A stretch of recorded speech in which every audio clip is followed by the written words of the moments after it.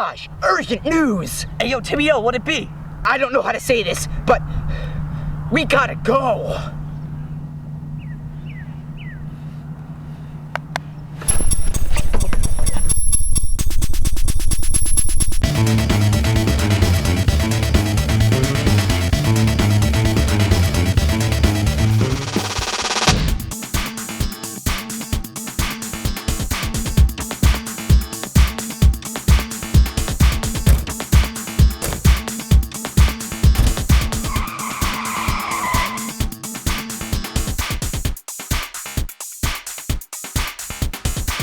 Welcome, TeamCritics.net. This is the first annual, and by annual I mean weekly or bi-weekly or whenever we decide to do this, Team Critics video series.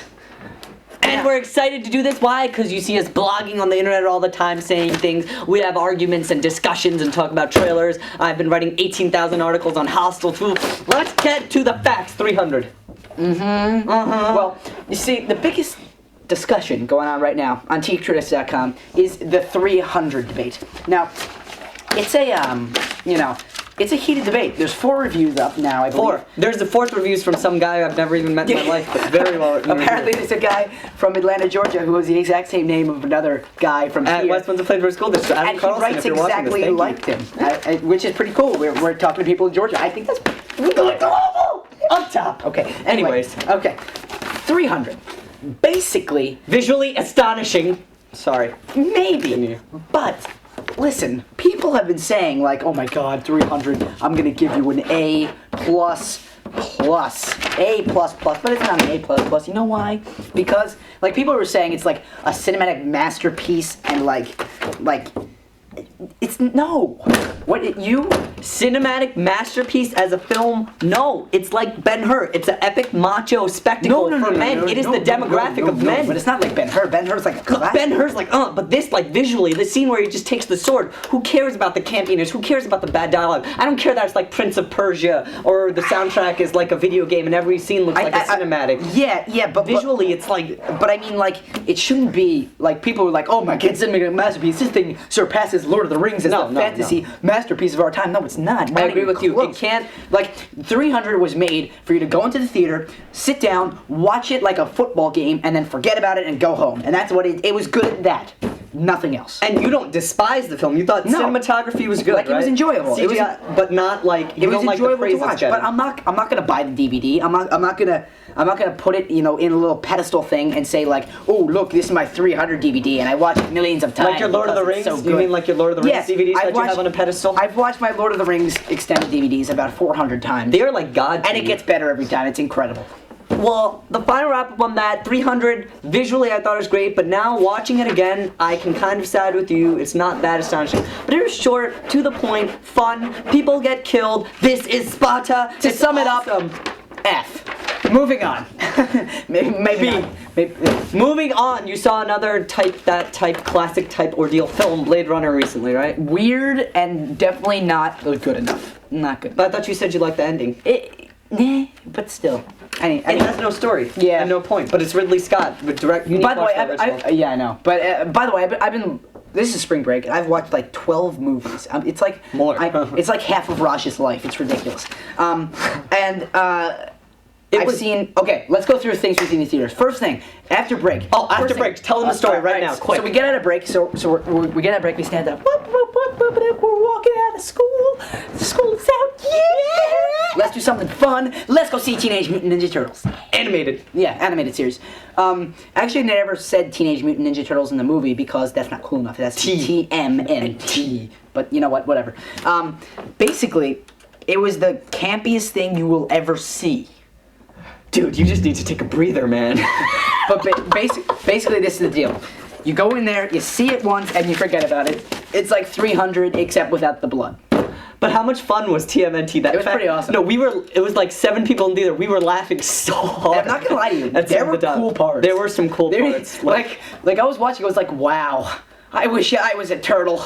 Basically. Wow. But basically with this film, the turtles all like hated each other and they called Raphael Ralphie and like, I don't even know, they didn't age or anything like that. basically, final deal is rent that or use your cousin. No, don't rent it. Go see it in the theater with like 50 other people. Yeah, no. See it with people in theaters and laugh. And then, yeah, that's it. Anyway, the next thing I saw was... Rain Over Me? No. Blades of Glory. Blades of Glory. Yeah. Let me give you a synopsis. F. It was basically this. My mind... Well, cover this up. My mind was blank. Blank. All it was gay jokes. Stop, Will Ferrell. Anchorman was stupid, but so funny. Anchorman is a classic, a comedy. Like it's not like it's like clever stupid.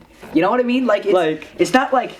You can use my office and maybe afterwards we can go out and have lunch. No, but it was funny. Like it was original. But like now, the first kind of this comedy, I like to call it the dodgeball flavor of comedy. That's when in 04, summer of 04. That's when the dodgeball wasn't that good. Dodgeball was playing off. What was it after Anchorman?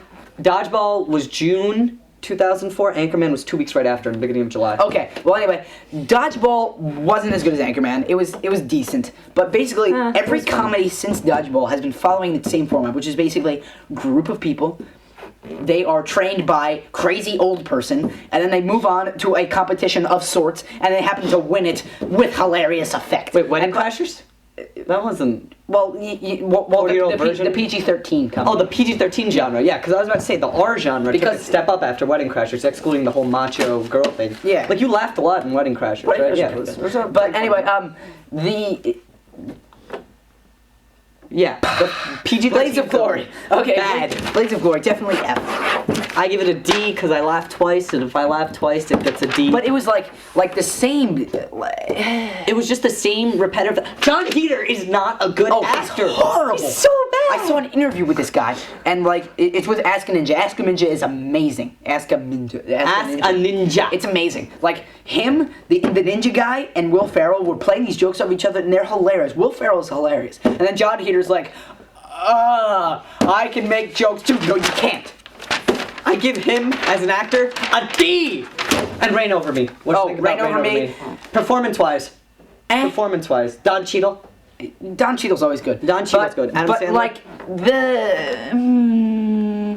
Like, there was just problems with the screenplay. Like, they were trying to establish this guy's, Adam Sandler's character as like this, crazy, almost crazy, like deeply disturbed guy.